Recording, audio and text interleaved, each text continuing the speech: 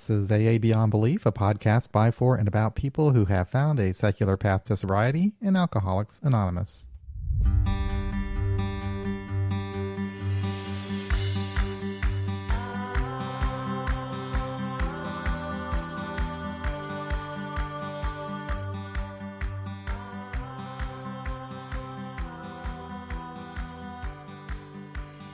Well, welcome to the Friday live stream. Grab yourself a cup of coffee, make yourself at home. Today we're going to be talking about friendships in sobriety. I was thinking about this before the podcast, and I took some time to think back about my friendships, both present and past, and I found it was actually a pretty good way to measure just how alcohol began to interfere with my life, but also it showed me just how quickly I was able to rebound and enjoy happy and healthy relationships again. And, you know, the friendships I've had since being sober were probably the most significant factor, I think, in keeping me motivated and committed to sobriety. Overall, I've been fortunate that I've always had, you know, at least one friend anyway.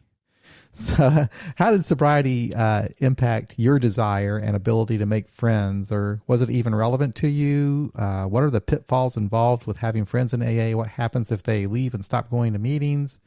Are you still in touch? Have friends in AA abandon you? That sounds pretty negative. Or has the experience always been supportive? You know, how have friendships in sobriety impacted you, and how is it different now compared to when you were drinking? Angela, does that sound about right?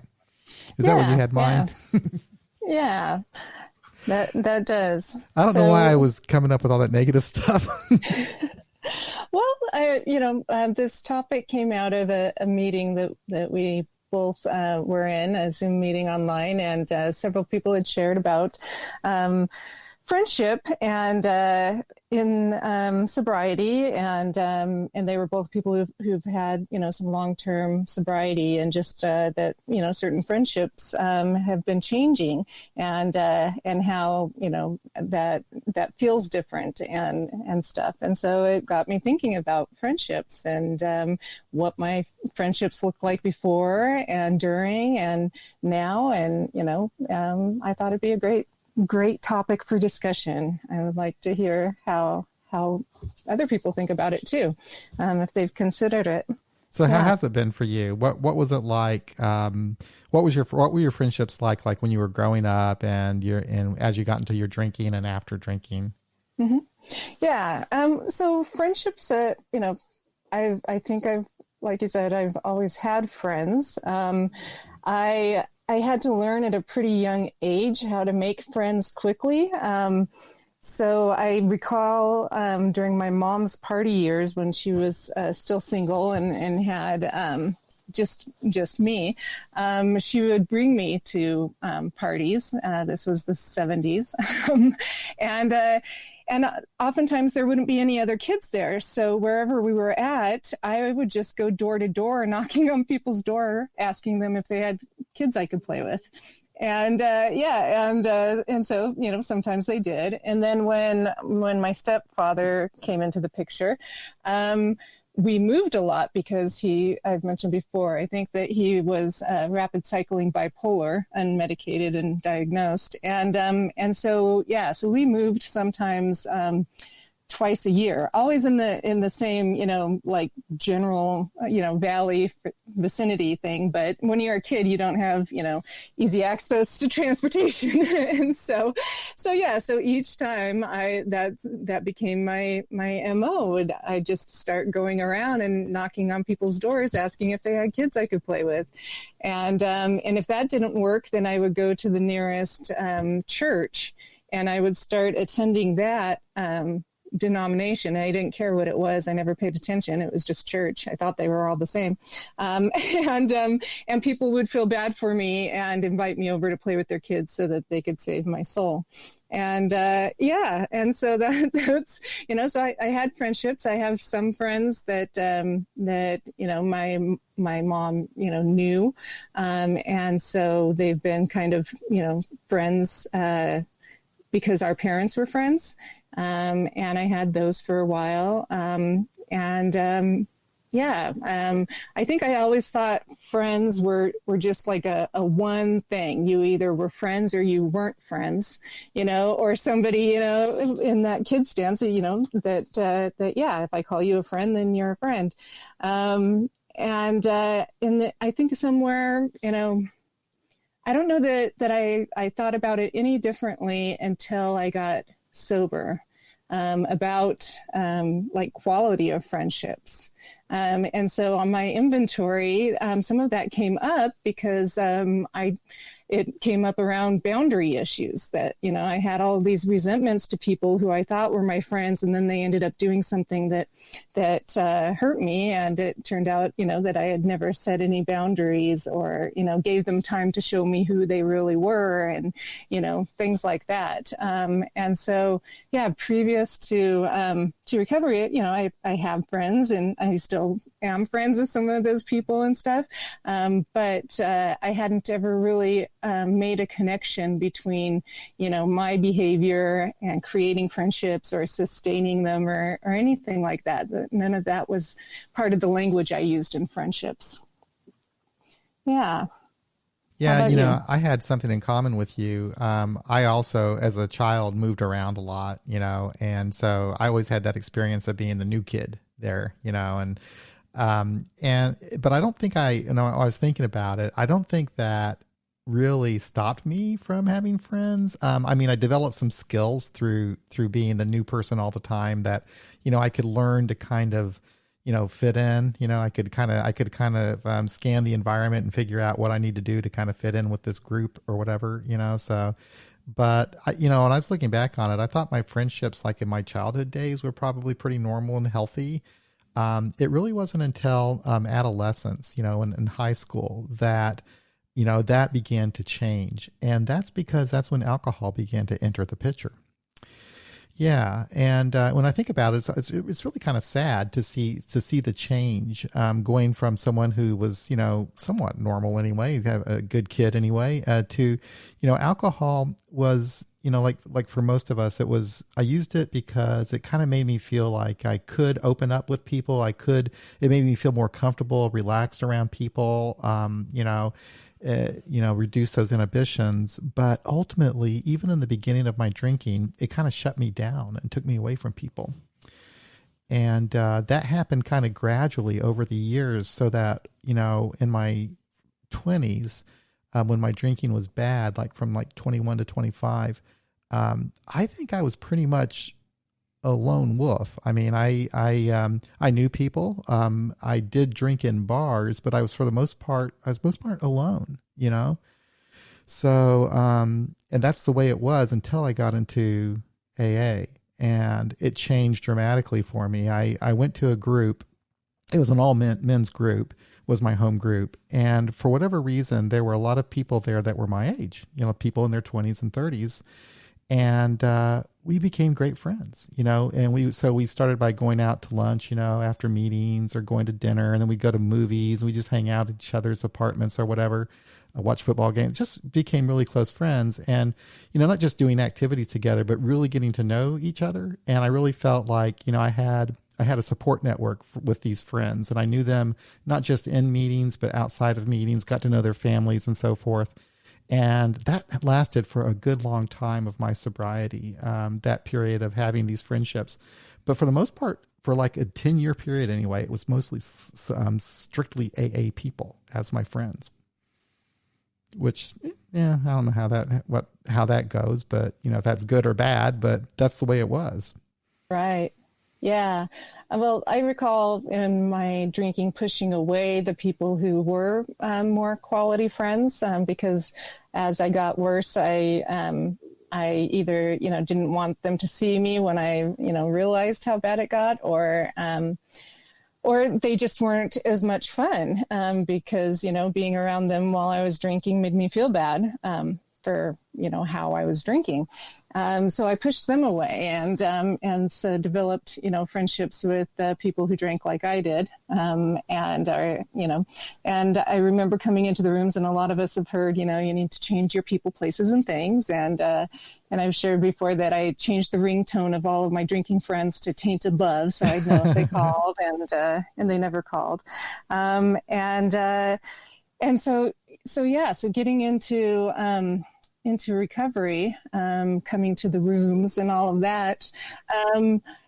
I went to a lot of meetings, and people said to invite yourself to things. So I invited myself to things, to the coffee after the meeting or meeting after the meeting. I also, when I did get a sponsor, she sponsored other people. And so some of those women got in touch with me and invited me to things so that I was getting involved in the community at a deeper level, and had somebody that I could talk to who was kind of either gone through the steps the same way I did or in a similar way.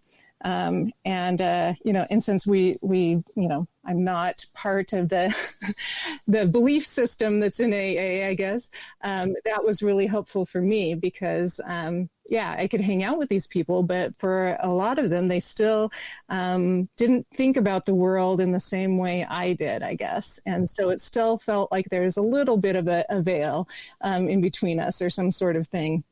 So, but that's what I did. I went to things. I went to the AA dances and all of that. That's right. Stuff. I used to do that too. Yeah. So did all of that. Went to the assemblies and different things that were put on by the local community, and started to get to know people and personalities that way. And then, going through the steps, I started to see, some of my behavior, some of the problems that I had with my friendships, what my part of the street was on those things. It didn't mean that I changed it right away because, it was something I had to learn how to do, like with, setting boundaries, before AA and even once I got here, it was still, either no boundaries or when I was doing the steps, I think a bunch of walls went up. I built a fort, and so it was no in between. I was still doing the black and white thinking type of a thing, or the pendulum, that went from one side to the other, and took a while to get some middle ground on how to have a friendship and what I needed to do. So one of the things, I think it was about year 3 in sobriety, I had made a friend. I started dating a boy, and while we started to see each other, he was friends with this other person, and so her and I began a friendship at the same time. And so when the relationship didn't work out, her and I still remained friends. And at some point, like a year or so later, we were having a conversation, and she mentioned something about knowing him longer. And what my mind did was, I heard that, because she knows him longer, she's more loyal to him, and, it's a better friendship or some sort of thing that made me feel, inferior.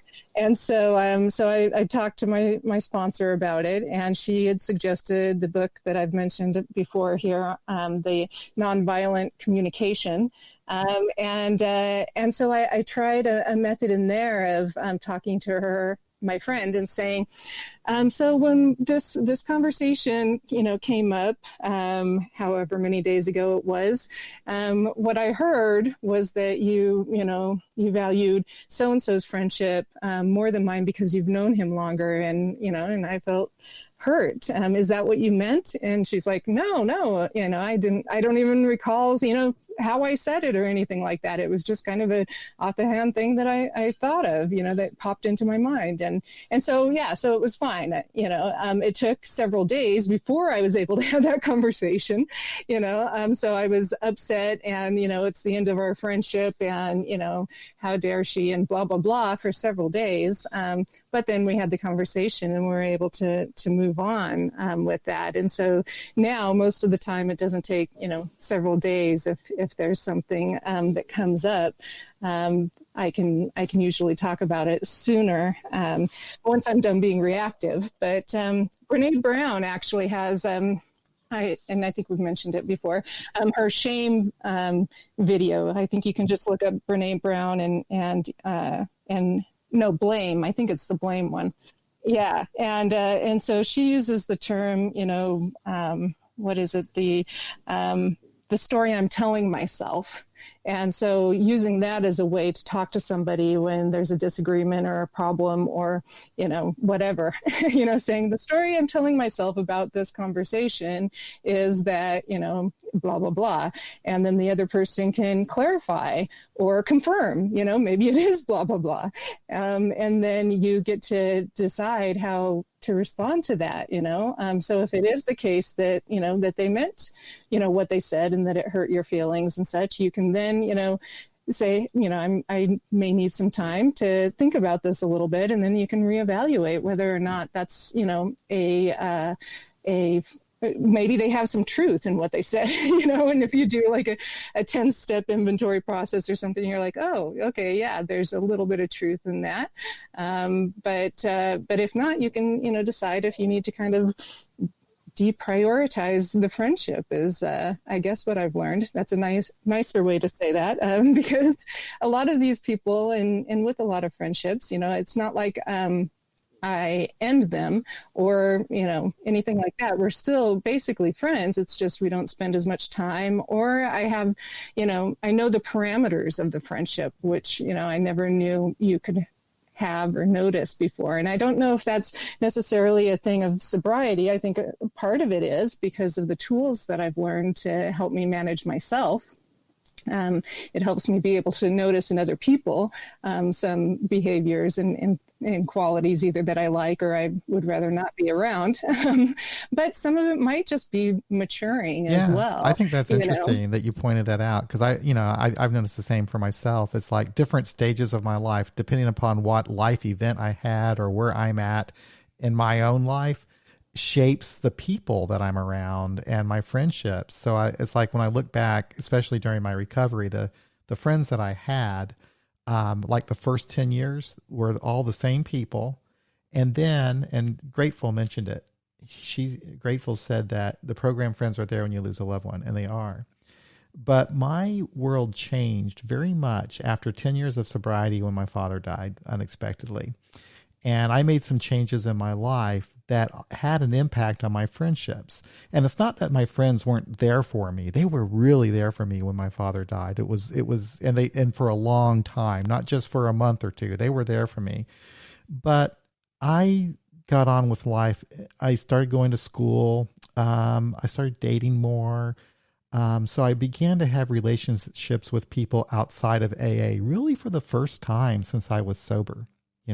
Took that 10-year period of time. And I found that I really liked that.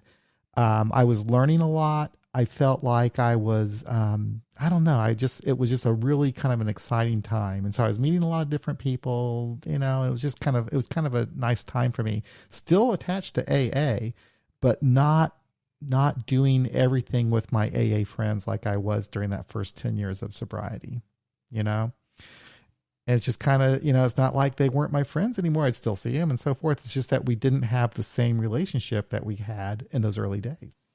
Right. Yeah. Yeah. I was, thinking about it and wondering about people who get sober later.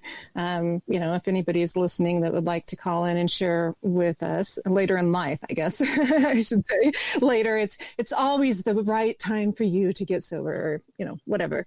But I meant, later in life, if you see friendship differently or if it works, differently as far as, how you make friendships. Is it, I would imagine that it might be a little more difficult because as you go on in life, you develop your patterns, and it might be more difficult to change that.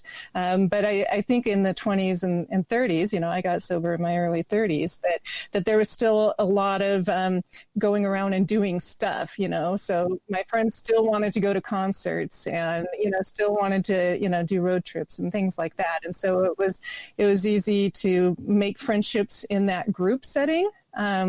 So that, you could get to know people better that way, amongst a group of people instead of, my more introverted self, does better on a one-on-one type of a thing where I'm just sitting there and, and like talking with you, when I'm just thinking that I'm talking with you and then maybe a couple of people that might call in. But if I think, that there's more than that, then I start to get nervous and go into the, whatever self-doubting type of a thing. But yeah, doing it in the groups, going to places and being, involved made sense because most of us were single. Most of us, either didn't have kids or, it was a different situation. And now, some years, later, I don't know that if I don't run my friendships like that anymore. I don't do as much of that. My life has changed. My life circumstances have changed. And I don't know if I would go about making friends in the same way at the age that I am now. I'm with you on that. Yeah. I think there's a lot to that. I'm totally with you. I would, like in my 20s and 30s, that's the time when you're out doing all the social stuff. I got married when I was 45. And things really changed for me there with friends. And it was kind of interesting because it was like I tried to hang on to my old friends and bring them into my new life and meet my wife and everything. And it just wasn't working. It was like they just kind of, I don't know what it is. I guess I was in that different phase of life and they were in a different phase, and we just kind of moved on, I guess, Yeah. And now I didn't know that you got sober, or I got married at 45. Yeah. I was 45. Maybe I was 44. I learned something new about. I was in my 40s. John. Yeah, my wife and I both. And it was our first time we were married. And actually, that really worked out well for us because we were pretty much comfortable living on our own, and being kind of independent. So that we weren't like necessarily having to be clingy to each other and have to insist on doing everything together and everything. We're both kind of introverts, but we're not really introverts when we're with each other. And we like doing things by ourselves. So like we'll go, we like to go to plays and movies and things like that. But we don't necessarily do it like my wife mentioned. We don't have couples friends like other couples have. And I don't know why. I guess I've never met any couples that, she has friends who are married and I have friends who are married, but for whatever reason, we just don't kind of get together as couples, I guess. Yeah. So. Well, see, there's a bonus to that in that, during the pandemic, you're not missing out on, game nights or couples friends activities. You're just missing out on the regular activities. And so one dimension that you don't have any stress about. But yeah, that's interesting. Mm-hmm. But it is different when you're older, I think, because you kind of get settled down a little bit, especially if you have kids and so forth. Now, I don't have kids, so that's not part of my deal. But I think it's just more of just being, like more stuck around my home and doing other activities that my wife and I like to do together and doing things around the house and traveling and stuff like that. So, right. That makes sense. Yeah. So one of the things that somebody brought up at the meeting, or that I guess it made me think of, was, how do we look at friendships now? So I mentioned a little bit how I had to change some of my behaviors and the way I approached difficult situations with friends in sobriety. But one of the things that I heard somebody mentioning was, like, what if you have a disagreement with your friend in recovery and like you do the work on it, and an inventory or some sort of thing, and are ready to come back and take responsibility for your side of the street.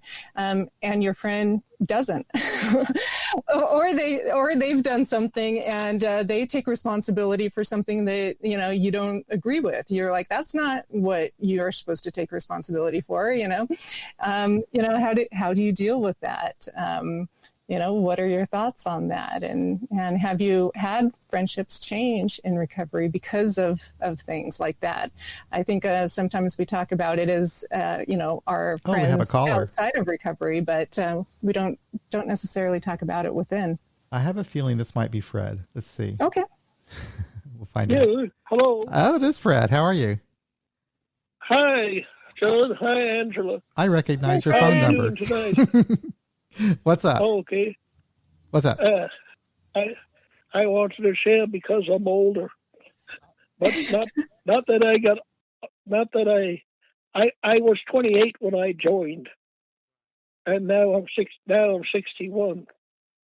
But I think that friendships. I'm a court-ordered human animal individual. I was married. I have a daughter, and it's life is kind of interesting in some ways. I have some friends in sobriety. I had a sponsor for over almost 30 years. He acquired cancer, and his situation. He wasn't able to sponsor me anymore. So I have a phone call coming on the phone. It's okay. I'll get it later. So he wasn't able to sponsor me anymore after that time, and he's older. So I had to let go. And I can never forget all the things that I thought were good that I learned that were only data of knowledge of other people, that I thought it was something good or important. And then when I found out who I really was, and the world's ideas of what stigmatisms are put on people who had problems and who were in recovery and all the things that go with it, I came to the resolution that the ideas of other people sometimes are just cruel, obnoxious. Their opinions are just their opinions, and that I found that a lot of things that I thought was a good learning in young life or young sobriety turned out only to be a fantasy of what I thought sobriety was going to be. Interesting. That's an interesting point. And this is what I think sobriety is. Sobriety, if you get it and can keep it, it's only in the future. Because the minute just went by a minute ago when I told you everything. So now it's all in the future. And when they had that old Sanskrit that said, "Look to this day for all the verities of life," you forget about Mr. Spencer, who was in the last part of the book, when he said that contempt prior to investigation.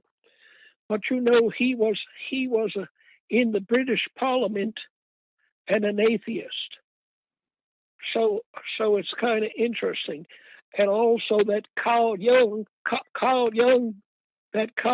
being an atheist, would want to help somebody in recovery in the first place and lead them to a path of belief. Fred, thank you for calling. I'm going to move on. I'm going to talk to. I want to hit on something that you brought up about your sponsor and his friendship with you and how that changed. So thank you for calling, Fred. You have a nice weekend. Okay. Thanks, Fred. Well. Sure. Thank you so much for calling. John. Really appreciate it. Thank you very much. Yeah. And you too. Have a good weekend. Take care, my friend. Bye-bye. Yeah, he brought up a really interesting point there, having a sponsor who is a friend. And he had, I didn't ask him, but he had that situation where his sponsor had cancer and could no longer be his sponsor. And he had to, Fred was talking about having to let that go. Well, I had kind of a different situation, but I had a sponsor who I kind of thought was my friend. But when I left my home group and helped start the We Agnostics group, I never heard from him again. That was it. Yeah, it was totally it. How long had you had the sponsorship relationship? Oh my God, like 15 years. Oh, wow. I know, a long time. And, I thought, he was somebody I always called if I had a problem or whatever. Now, interestingly enough, when I did sponsor him, he made a comment, and I thought it was kind of a joke, but he says, "Don't ever become an atheist. If you become an atheist, I'm going to fire you." And he said that at a time when I was kind of thinking I was an atheist, right? And then when I finally came out to the group and said I was an atheist and I started this other group, I kind of thought he might be kind of happy for me and come check the group out and all that stuff, but he didn't. But anyway, I kind of let it go too. I just, it's like, it's not that big of a deal. I learned something from Joe C., who teaches me so much. He said something when I was kind of thinking about the change of friendships that I had when I came out as an atheist. He said that in AA, we have sort of a false sense of intimacy with people because we're sharing in meetings at a pretty deep level, and we have this feeling of connection, and maybe we have a sense of feeling like we're family or friends when that maybe not be as real as we might imagine, Right. Yeah. Yeah. I wrote something of that down, as well. That was on my mind of, that we share, about our feelings in a way that we generally don't when we get together with other friends, if we have other friends. And so we're vulnerable, varying degrees of vulnerability depending on, what you share and who you share it with. But yeah, it does create that sense of intimacy, whether it's real or not. And so it feels like, you can talk about things within the meeting or with your friends in recovery that you might not be able to share in other places. It also made me think about, friendships, valuing them, are there like degrees of friendship, Is it something like, the love languages as well? Because there's certain friends that I trust with certain things, or that I know can, either come through for me, or that I'm there for them. Like, you have your friends that will help you move, that will drop everything they're doing and help you, move all your stuff. And, right. As long as you provide pizza and, soda or something. Yeah. But are those any, less, is it a less quality friendship than somebody that, might be able to, keep a secret, or that you can disclose, feelings to about a certain situation, and, and it's a vault, they don't tell somebody, maybe the people who move, that's the best way that they show how they care about somebody, is by the physically doing, whereas somebody else is much better at just listening, that kind of a thing. So I think, that's one of the things that I learned thought about this week in thinking about friendships, is that, that I have various levels of friendship, I guess. I mean, it's not like you one up if you do something nice and I'll move you to, it's not like I have 7 of them, and but it's just that, different friends that I talk to about different things, and I think it's been helpful for me, because part of it is, that I can spread my angst or frustration or whatever it is I'm going through, over several different people. So I'm not just dumping it on one person all the time, which is kind of what we do in early sobriety with our sponsors. A lot of time is that's the main person who, gets all of our stuff. And and nowadays, that's not what I do as much. I'm definitely much more. I dump on the entire community and the world now that we have, Zoom and YouTube. So Sonia was asking me, and I'm just going to answer very quickly, if I could elaborate about my wife and I living together, respecting each other's space. It just came natural. We wanted to make sure when we bought our house that we bought a house that was big enough so that she could have her own little office room where she could have her privacy to go read or whatever. And I would have a little office room where I could do that. I mean, we have enough space where we can kind of get around, and it was just kind of natural for us just because of our personalities, I think. And it's not like we're just totally separate, not doing anything together or anything like that, but we do have our space, and we're okay with that. It just kind of comes naturally for us, I think. But, yeah. Yeah. I always thought that would be the way to go, or like a duplex or something. Yeah. When I worked in child support services, I often joked that, my third husband and I would, do the duplex thing. I've never been married. It was just something that I thought was funny. So, but yeah, having some space is, most of my friends, I think, try to do that, or they, as their kids grow up, they, each take a room that's their office or their craft room or whatever else. And it seems to be helpful. Joe says he's seldom made friends. He's very much of a loner, but his bonds have grown stronger in secular recovery. He has one or two friends. Something that changed for me in the 1990s is I started meeting people online. I got involved in AA people. I got involved with a email AA group. It was called New Beginnings. And if anyone's familiar with that, what they would do, maybe they still exist. They'd have New Beginnings groups. Like you'd have new NB1, NB2, and I was like in NB22. So that was like the 22nd New Beginnings group, right? So what we would do, we would have like meetings via email. And then in between the meeting topic, we would just kind of share about whatever was going on in our life. So like if somebody had a spouse die or whatever, she would, write an email, and we'd just kind of bond that way. And it kind of felt like, I was kind of having these connections with them. And then once a year, there would be a New Beginnings conference where we'd all get together someplace. And I went to one in Rhode Island, and had a wonderful time meeting the people. And then I went to another one in Akron. We went on the AA tour in Akron and all that. And so, I don't know, it's kind of fun. But I started having these relationships with people online in the 90s, and that just kind of grew to where now it's like crazy. It's like half the people I know, if not more, are people that I interact with online.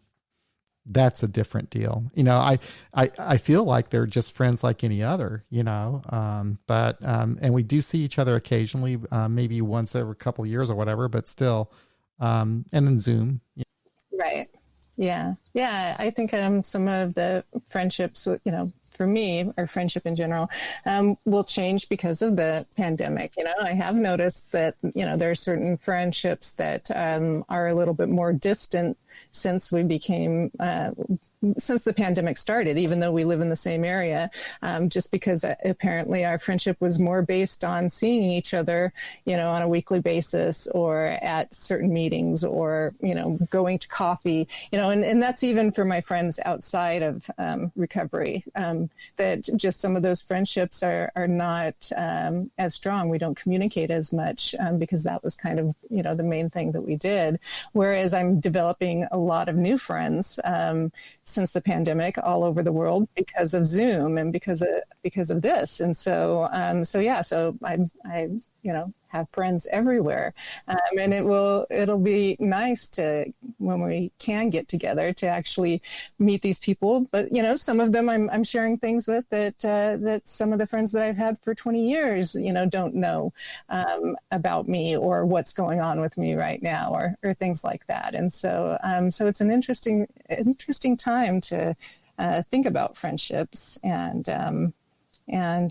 pontificate on, on the meaning of friendship and what's important right now. Yeah. So, by the way, the phones are open if you'd like to call in. It's 844-899-8278. Feel free to call in and share your experience with friendship before you got sober, during sobriety, any thoughts you might have on the topic at all. Please do call in. Yeah. So one of the things that just came to my mind on we do friendship. have a caller. Someone called. How about that? Well, hello. I asked for calls and someone called. How are you? Good. Oh, I'm fine. How are you? I'm doing all right.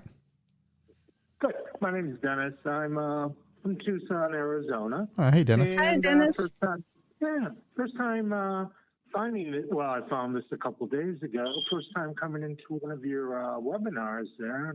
Actually went to my first online secular AA meeting today, and this one was hosted out of northern part of my state a little bit, up in Camp Verde, called Cottonwood, and I really enjoyed myself. And today, I mean, it's kind of funny listening. Not funny, but I can relate to what you're saying. I actually had a breakup today with my sponsor. I don't know how else to call. I always hated the term, firing or I was fired. I don't know the term breakup, but after a couple of weeks, now I've been in IOP for 6 months, and I have a wonderful therapist and a wonderful group. He's allowing us to stay in as long as we want due to COVID. And I'm a retired nurse. I had to retire in February because of some respiratory issues I've had for many years. So I've been a nurse for 38 years, same with my wife.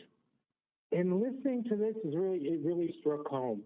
And so today I politely called up my sponsor and I explained to him what has been going on in my mind, that I felt concerns that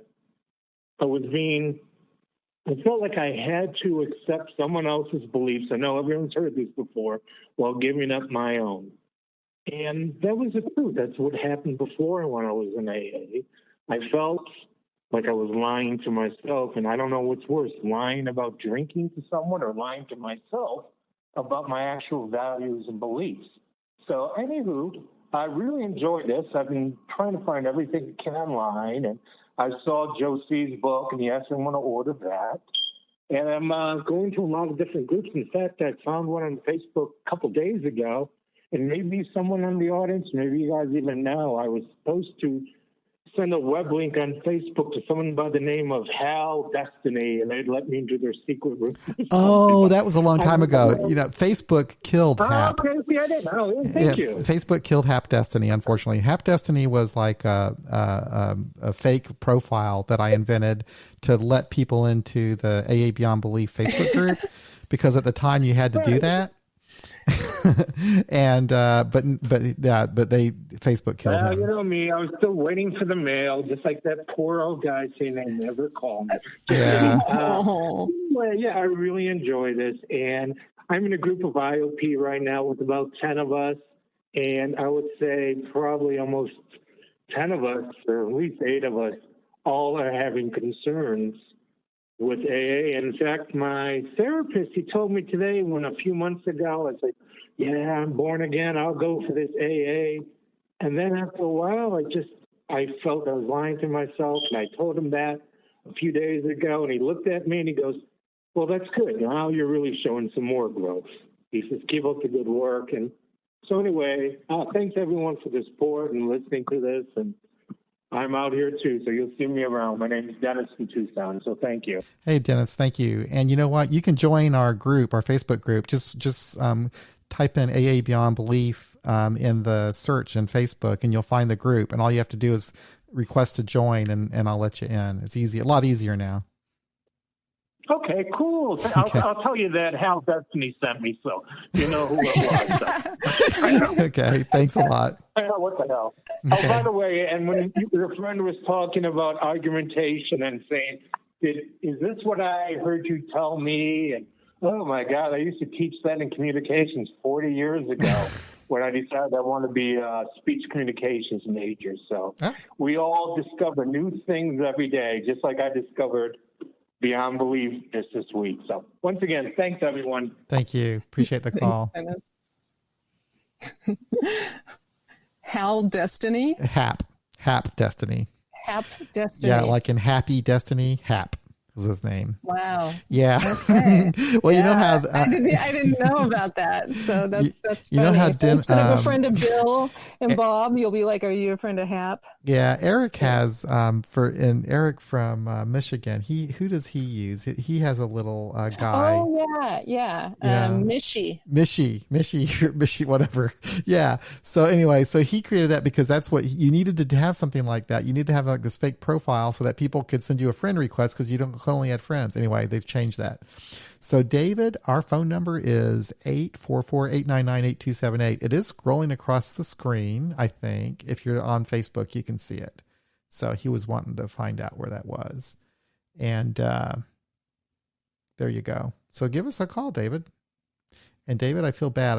I am so far behind on posting podcasts. For those people who have spoken with me and took the time to do the interviews on the podcast, I am so sorry I haven't posted those yet.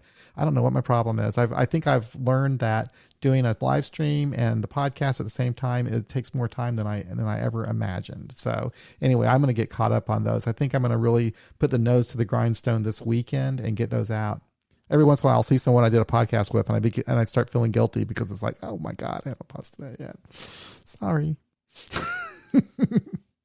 Anyway, so where are we with the friendship thing? We were talking about online stuff a little bit. The friendships online. I'm not sure, but you sent me an email today that I just like before the show started from somebody that I met in one of the online meetings, and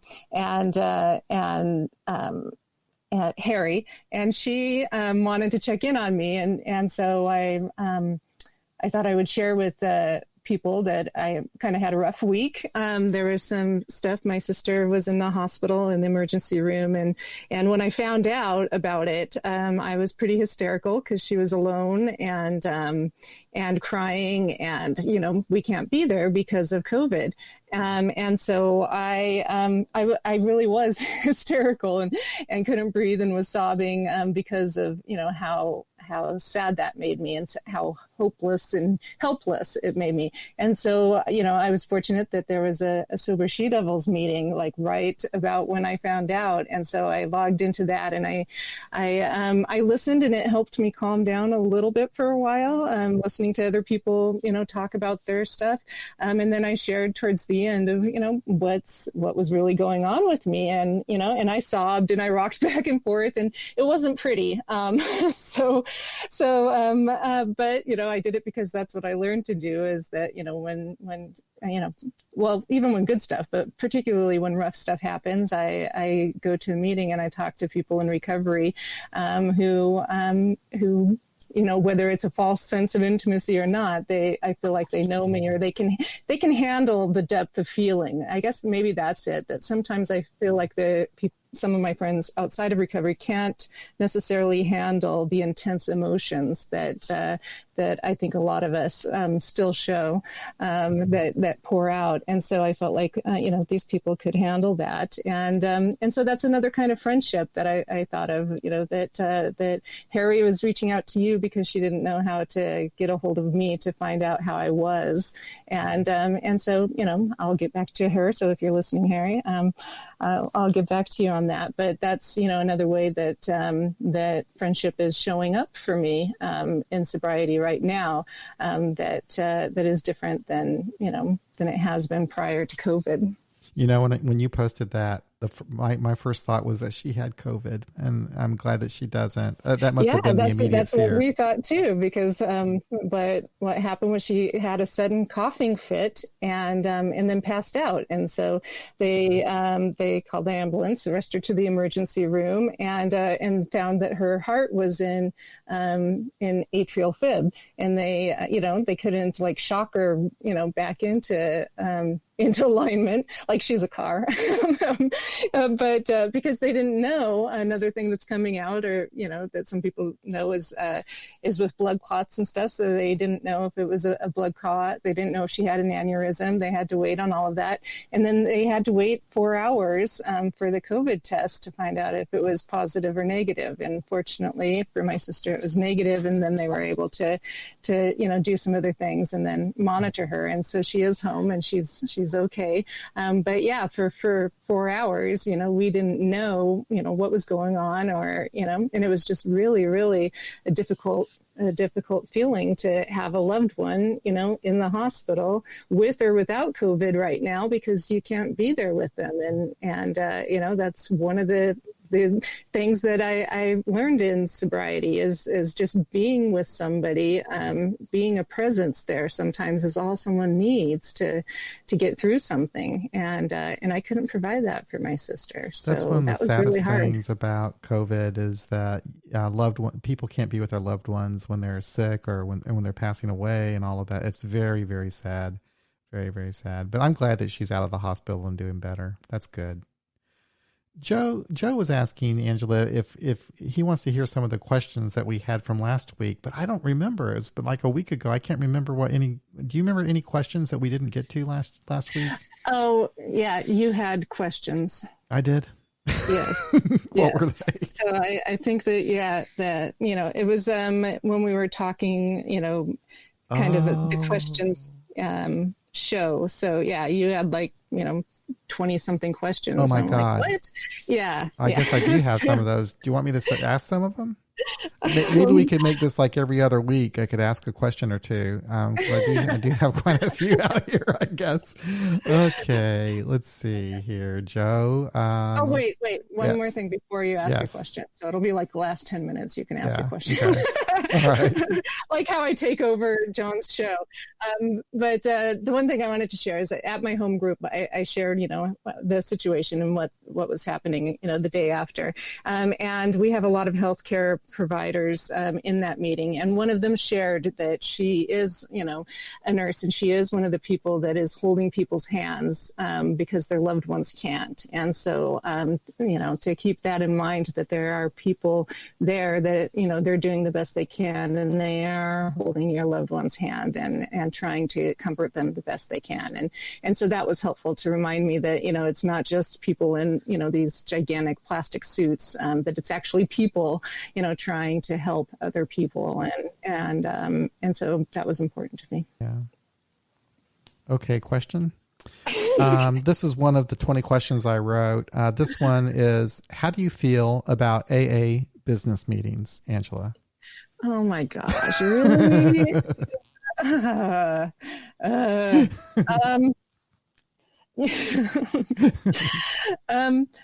I think they're important. It's important to, have them to talk about, things with your group as far as policies, procedures, whether written or just, spoken, unspoken, that kind of thing. And to be a part of, the general community, so that you do have a voice to be heard, within the recovery community, so that if policies are being made or, decisions, things like that, that the atheist, agnostic, free thinker, whatever, group has a say in those things. So, I think they're important. I think that they're difficult for me. The whole working with others kind of thing.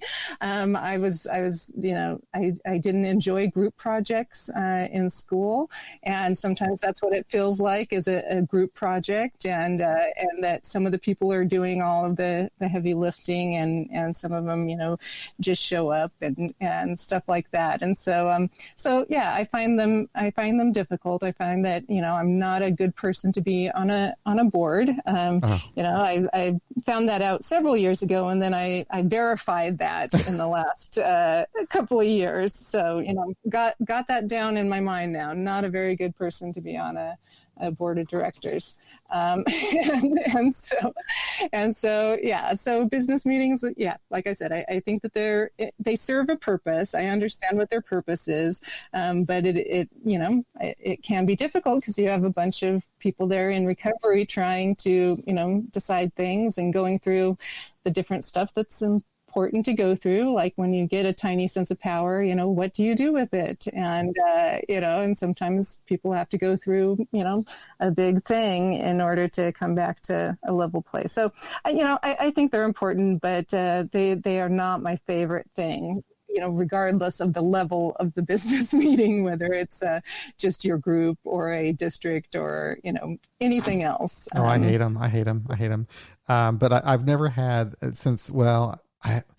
I've only had one really bad one, and it was my old home group when we had the Civil War about smoking. I swear to God, that was one time where, someone attacked me. They were ready to Wow. beat me up because I was on the non-smoking side and he was on the smoking side. That was kind of crazy. But otherwise, I'm just kind of nervous, about it, because it's just like, it's like people are expressing their opinions on what they want. And it's like, but the group has been really good about always compromising, So like if it's like a 60-40 type split or whatever, there's always going to be a compromise, So it seems to always work out pretty well. So I'm always nervous, but again, I'm glad to see that the group can function and respect each other, and it seems to go okay. But since we've been meeting online, I don't know if we've had a business meeting yet. I've gotten kind of drifted away from the group a little bit since, for quite a while, not going to the online meetings like I was in the beginning of this thing. So, Right. Yeah. Well, you've had a lot of stuff that you're doing as well. I think I'd chalk it up to the recovery capital type of a thing, rather than just that I'm not going to as many meetings as I should. That you're doing other things in sobriety, in recovery. You're doing this podcast. You're you have that website. Have the Facebook I'm doing the Saturday is meetings. like crazy. I'm still going to those for not for my home group, but for the other one. Yeah. So so you're building recovery capital. That's one of the things of a healthy group is if they're going on without you, and so should be okay. So Joe says that they mandate all up, dogma John. to be read before their meetings. It takes 20 minutes before the meetings get started. Yeah, it could be like previews, So for those meetings, our home group doesn't have a huge thing. We do like a bit of a preamble type stuff, but since we've gone online, we don't read anything. Even before, we never read how it works or stuff like that.